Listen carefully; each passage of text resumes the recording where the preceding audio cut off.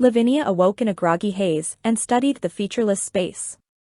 The roof above her suggested she was indoors, yet the room stretched as far as the eye could see. "Hello?" Her voice echoed through the cavernous space, suggesting there were walls somewhere, even if she couldn't see them. She summoned the strength to sit up and hesitantly let her legs dangle over the edge of the bed. Though she couldn't see the floor, she knew her bed was resting on something, and therefore a floor must exist. She dipped her toes until they met resistance. The floor, if it could be called that, had the consistency of memory foam. As she stood, the soles of her feet sunk beneath where the floor should be. Though she couldn't see the ground, she saw the imprints her feet left while walking. She traced her steps back towards her bed, only to find it missing. Even the roof was gone. The space was devoid of color and sound. She had never felt more alone. There was something perversely comforting in that. Wasn't this what she'd always dreamed of, an escape? The silhouette of a being appeared.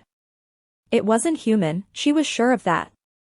It was built in the shape of a person and yet lacked any distinguishing features. It had just enough tint to set itself apart from the featureless void. For a moment, she thought to run, but there was nowhere to go. She steeled herself and asked her most pressing question. "Who are you?" Its voice relayed no emotion. "I'm everything you've ever dreamed of." She studied it carefully.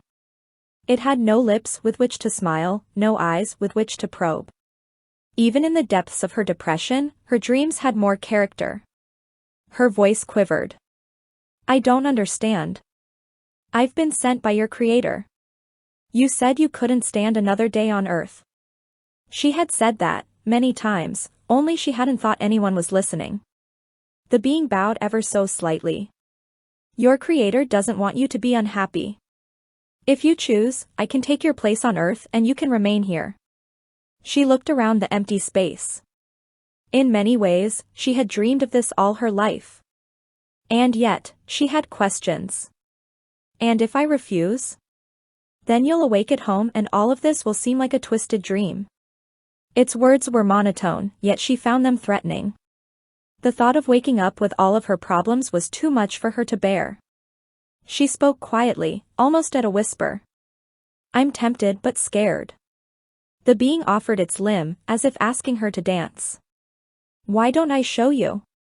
She latched onto its formless hand. A raging current attacked her, dropping her to her knees. The color drained from her arm into its. It now had her slim wrists and chipped black nails. It held out its other arm. Its voice remained monotone. "You can stop at any time." She wanted this. She grabbed hold of the limb. The color poured from her. She saw her mole on the inside of its elbow. Her own arms were now nothing more than a vague outline. Before she could change her mind, she wrapped her now featureless arms around its featureless core.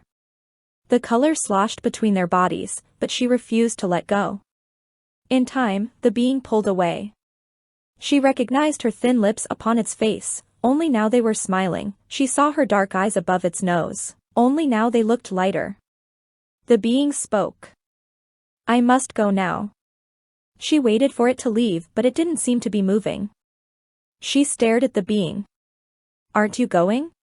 The being pointed down to her faded orange slippers. "I am going. It takes time." She watched it slip through the void. Her knobby ankles were now beneath ground level. She smiled. "I see. Thank you for doing this. You should thank your creator." She lay down on the mattress-like ground and tried to nap, but she was distracted by the being. For days, she milled around the void, basking in the serenity. Every so often, she returned to the being only to find it knee-deep, then hip-deep, and finally chest-deep. As time went on, it fell even slower. In what felt like a month, it only dropped from chest to shoulder level. She grew restless. She was so close to her dream of isolation, and yet as long as the being remained, she could never truly be alone. She vowed not to let the being control her thoughts. She turned away. If she couldn't see it, she could pretend as if it weren't there. She fought to calm her mind. She breathed in through her nose and out through her mouth. She contorted her body into an extended triangle pose. She practiced the meditation exercises she had learned long ago. Slowly, she felt her troubles drift away. She felt as light as the ground on which she stood. She turned around, forgetting that the being might be behind her. She saw her chin resting at ground level. She smiled at the being. "Take as long as you want.